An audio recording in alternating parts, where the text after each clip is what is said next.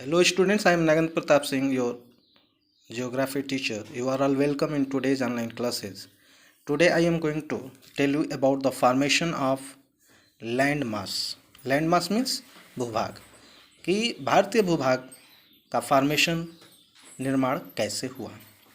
इसको जानने से पहले हम लाखों मिलियन पहले हमारा संसार किस रूप में था पहले उसको देखना पड़ेगा और उसको समझने के लिए एक छोटी सी कहानी है पैंजिया और पैंथलासा की, जिसको हम बोलते हैं story of Pangaea and Panthalassa. ठीक आज की तरह जैसे देखते हैं लैंड मास भी है और वाटर पार्ट भी है।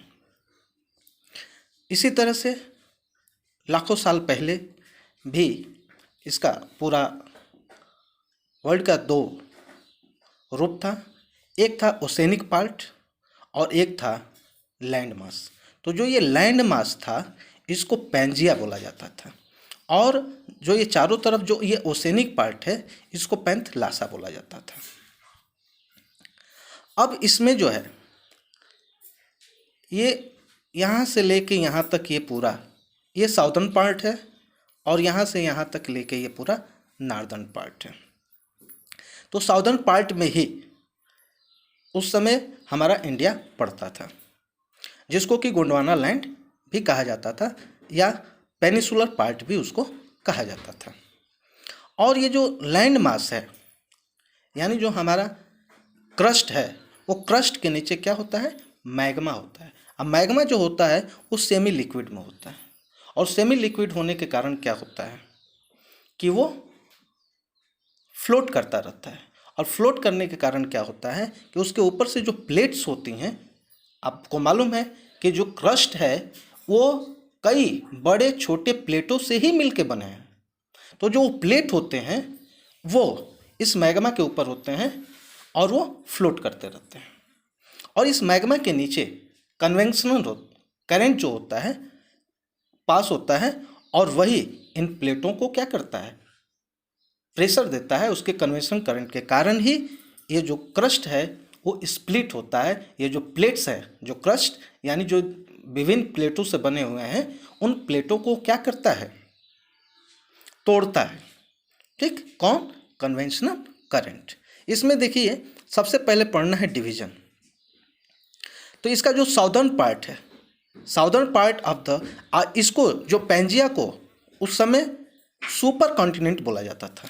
ये जो पूरा टोटल लैंड मास है इसको पैंजिया और पैंजिया को ही सुपर कॉन्टिनेंट बोला जाता था और ये जो पानी वाला हिस्सा है उसको ओसेनिक पार्ट, उसको पैंथलासा बोला जाता था।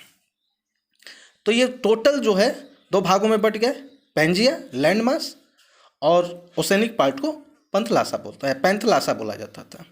तो ये जो साउदर्न पार्ट था ये सुपर कॉन्टिनेंट यानी पैंजिया का, उसको गोंडवाना लैंड बोला जाता था, जिसको पेनिसुलर पार्ट भी बोला था क्योंकि ये चारों तरफ से क्या था, तीन तरफ से पानी से घिरा हुआ था। और ये जो साउदर्न पार्ट है इसको गोंडवाना पार्ट या पेनिसुलर पार्ट बोला जाता था और यहाँ से यहाँ तक ये जो था इसको बोला जाता था अंगारा लैंड, जिसको लारेशिया भी बोला जाता था। अब देखिए गोंडवाना लैंड में कौन कौन से देश आते थे आज के समय वाले। तो गोंडवाना लैंड में India, Australia, south Africa, south America, Antarctica, ये सभी एक सिंगल लैंड मास हुआ करते थे।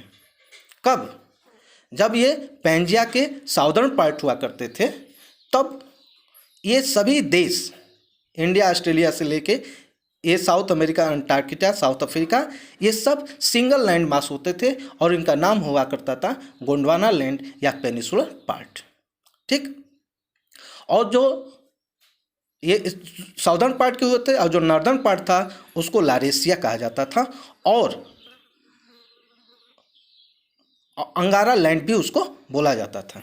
तो अंगारा लैंड में भी यूरोप, एशिया, नॉर्थ अमेरिका ये थे। तो जो यूरोप और एशिया थे ये यूरोशियन प्लेट से गिरे हुए थे, जुड़े हुए थे और नॉर्थ अमेरिका जो है लारेशिया प्लेट से जुड़ा हुआ था। अब इसमें यह हमेशा याद रखिएगा कि गोंडवाना लैंड में कौन कौन से देश उस समय आते थे। और ये पेंजिया को भी याद रखिएगा कि पेंजिया लैंड मास था, पंतलासा ओशियन पार्ट था, और पेंजिया को ही अब हमको लेके पढ़ना है, क्योंकि पेंजिया को ही जब साउदर्न और नॉर्दर्न पार्ट में बांटते हैं तो साउदर्न पार्ट में को आपको गोंडवाना लैंड और नॉर्दर्न पार्ट को अंगारा लैंड, जिसको लारेसिया भी बोला जाता है। अब नेक्स्ट हमको पढ़ना है कि ये कैसे स्प्लिट हुए। The conventional current splits the crust into A number of pieces.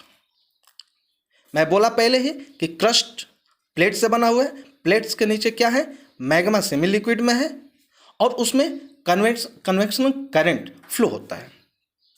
तो जो ये कन्वेंशनल करंट थे, यही जो है इस क्रस्ट को तोड़ते हुए कई पीसेज में उसको बांट दिए, और जो नंबर ऑफ पीसेस थे वही जो अलग अलग टुकड़े बने, उन्हीं से आज के समय के अलग अलग कॉन्टिनेंट बने और अलग अलग प्लेट्स बने।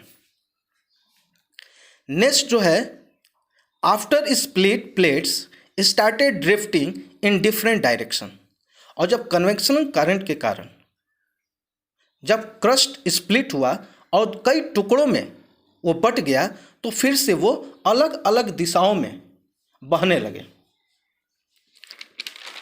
उसके बाद क्या हुआ कि Indo Australian plate drifted toward north. और जब स्प्लिट हुआ है, स्प्लिट होने के बाद चूंकि पृथ्वी भी रोटेट करती है, तो रोटेट करने के कारण और कन्वेंशनल करंट के कारण ये प्लेट्स क्या करते हैं, विभिन्न दिशाओं में टूटने के बाद अलग अलग कॉन्टिनेंट और प्लेट बने और ये अलग अलग दिशाओं में ये बहने लगे। तो उसमें का जो इंडो ऑस्ट्रेलियन प्लेट था वो नॉर्थ की तरफ बहने लगा। Northward drift of Indo Australian plate resulted into collision with Eurasian plate, दस फॉर्मिंग इंडियन लैंड मास। जो टॉपिक था formation of Indian land mass, कि इंडियन लैंड मास कैसे बना। तो इंडियन लैंड मास कैसे बना, आप जानते हैं कि जो इंडो ऑस्ट्रेलियन प्लेट था जिसमें इंडिया भी था, वो नॉर्थ की तरफ बहने लगा, नॉर्थ की दिशा में, और जाके यूरेशियन प्लेट से वो टकरा गया, और उस कोलिजन के कारण ही हमारा इंडियन लैंड मास का फॉर्मेशन हुआ।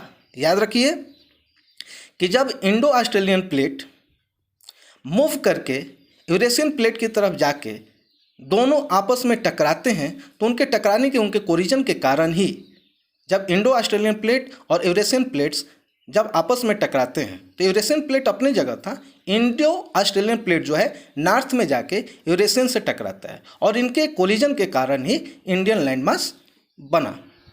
अब इसको देखिए, इस फिगर्स के हिसाब से भी मैं समझा देता हूँ। यह है यूरेशियन प्लेट और ये है इंडो ऑस्ट्रेलियन प्लेट, और इसके बीच में ये पानी है, और ये बीच में जो ये जगह है इसको तेथिस सी बोला जाता है। आगे कैसे ये माउंटेन और नॉर्दर्न प्लेन का फॉर्मेशन हुआ उसमें पढ़ेंगे, तो इसके बारे में आपको तेथिस सी के बारे में बताया जाएगा। तो ये इंडो ऑस्ट्रेलियन प्लेट हो गया, यूरेशियन प्लेट हो गया, इसके बीच में जो ये जगह है पानी वाला, इसी को तेथिस सी बोला जाता है। और जब ये स्प्लिट हुआ, गोंडवाना लैंड कन्वेक्शन करंट के कारण जब ये स्प्लिट हुआ, साउदर्न पार्ट और नॉर्दर्न पार्ट भी हुआ, तो ये इंडो ऑस्ट्रेलियन प्लेट नॉर्थ की तरफ मूव करने लगा और जाकर इससे यूरेशियन प्लेट से टकराया। तो जब यही आके यहाँ टकराया, तो यही जो है इंडियन लैंड मास का फॉर्मेशन हुआ। ऐसा समझ में। इसके बाद further many other features continue to develop after this. और इस घटना के बाद कई अलग अलग फीचर्स जो हैं वो डेवलप होते रहे। नेक्स्ट है formation of Himalayas and northern plains, जिसमें हम हिमालयाज के फॉर्मेशन को देखेंगे। अब इसमें क्या है कि इसी में आपको तेथिस सी आएगा। जैसे फॉर्मेशन कैसे हुआ, ये जो माउंटेन सिस्टम आपका कैसे हुआ, हिमालय का फॉर्मेशन कैसे हुआ, इसको देखने के लिए आपको समझना है। चलिए पढ़ के पहले मैं बता देता हूँ, उसके बाद उसको दिखाता हूँ आपको। Formation of both the physical features are inter related and connected with the drifting of plate Indo Australian plate. ये जो फिजिकल फीचर हैं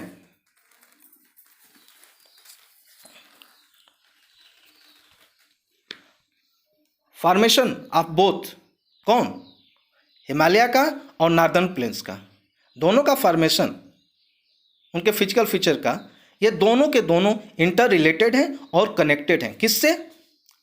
इंडो ऑस्ट्रेलियन प्लेट के ड्रिफ्टिंग से। ठीक, कैसे? ये देखिए, ये इंडो ऑस्ट्रेलियन प्लेट जब यूरेशियन प्लेट से कोलिजन होता है और दोनों के बीच में जो खाली जगह था, ओसेनिक पार्ट था, जो ये टेथिस है, ये इंडो ऑस्ट्रेलियन प्लेट और ये है यूरेशियन प्लेट, ये बीच वाला टेथिस सी है। जब इससे ये जाके ये टकराता है तो इसके अंदर टेथिस सी में सेडिमेंट्री रॉक्स थे, फॉजिल्स थे, और जब ये दोनों टकराते हैं तो जितना ये सेडिमेंट्री रॉक्स था ये ऊपर की तरफ अपलिफ्ट होते हैं, और अपलिफ्ट होने के कारण ही वहाँ माउंटेन सिस्टम बनता है। जैसे समझ लीजिए, ये इंडो ऑस्ट्रेलियन प्लेट है, ये यूरेशियन प्लेट है, बीच वाला ये आपका टेथिस सी है। जब इंडो ऑस्ट्रेलियन प्लेट मूव करते हुए नॉर्थ की तरफ जाता है और यूरेशियन प्लेट से टकराता है तो यहाँ जो सेडिमेंट्री रॉक्स हैं ये दोनों के टकराने से क्या होता है, ये वहाँ अपलिफ्ट होते हैं, और अपलिफ्ट होने के कारण ही ये माउंटेन सिस्टम आपका बनता है। है समझ में? तो वही चीज़ यहाँ दिया है, इन दोनों के कोलिजन के कारण जो टेथिस सी में सेडिमेंट्री रॉक्स थे, geosyncline known as Tethys were uplifted to form the mountain system. है समझे? तो हम आशा करते हैं कि आप लोगों को ये समझ में आया होगा। यदि कोई भी कन्फ्यूजन होगा तो आप लोग फिर से दोबारा मेरे व्हाट्सएप नंबर पे आप पूछ सकते हैं। तब तक के लिए धन्यवाद।